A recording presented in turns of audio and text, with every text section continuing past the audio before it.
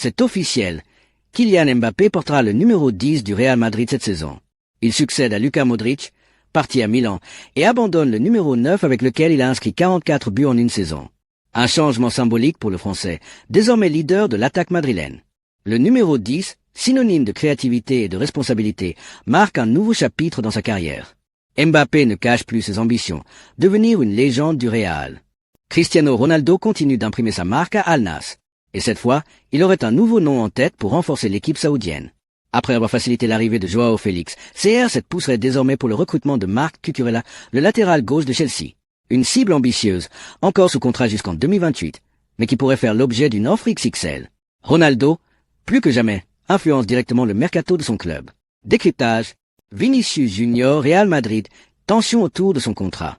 Contrat actuel, jusqu'en 2027, avec une clause de 1 milliard d'euros.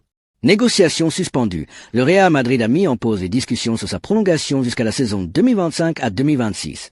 Exigence du joueur. Il réclame 25 à 30 millions d'euros net en souhaitant devenir le joueur le mieux payé du club, devant Mbappé. Position du club. Le Real refuse la surenchère, préférant maintenir une cohésion salariale Mbappé, Bellingham, etc. Pression à l'extérieur, des offres massives venues d'Arabie Saoudite ont circulé, jusqu'à 200 millions d'euros en pour Vinicius, mais le joueur souhaite rester au club de sa vie. Tension persistante. Le Real estime que ses performances récentes ne justifient pas une telle hausse de salaire. Décision à venir. Un accord pourrait être envisagé en 2026, si les performances sportives suivent. À retenir. Vinicius veut le statut. Le Real exige des garanties sportives. Pour l'instant, le dialogue est rompu, mais la porte reste entrouverte. Riyad Mahrez a récemment dévoilé ce qu'il considère comme le seul véritable regret de sa carrière, ne jamais avoir porté le maillot du Real Madrid.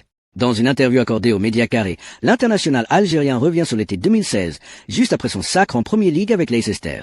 À l'époque, plusieurs grands clubs européens, dont le Real Madrid, s'intéressent à lui. Mais une clause libératoire fixée à 25 millions d'euros, qu'il souhaitait inclure dans son contrat dès 2015, lui est refusée par ses dirigeants.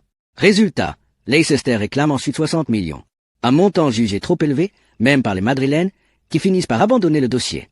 Mahrez rejoindra finalement Manchester City en 2018, où il connaîtra de nombreux succès. Mais avec du recul, il l'admet, ce transfert avorté vers la Maison Blanche restera l'un des grands tournants manqués de sa carrière. C'est peut-être la fin d'un chapitre au PSG. Le gardien italien Gianluigi Donnarumma refuse de prolonger son contrat, qui court jusqu'en 2026. Un scénario qui rappelle celui de Kylian Mbappé et que Paris ne souhaite visiblement pas revivre. Résultat, le club aurait déjà trouvé un accord avec Lucas Chevalier, le jeune gardien du LOSC, pour préparer l'après Donnarumma.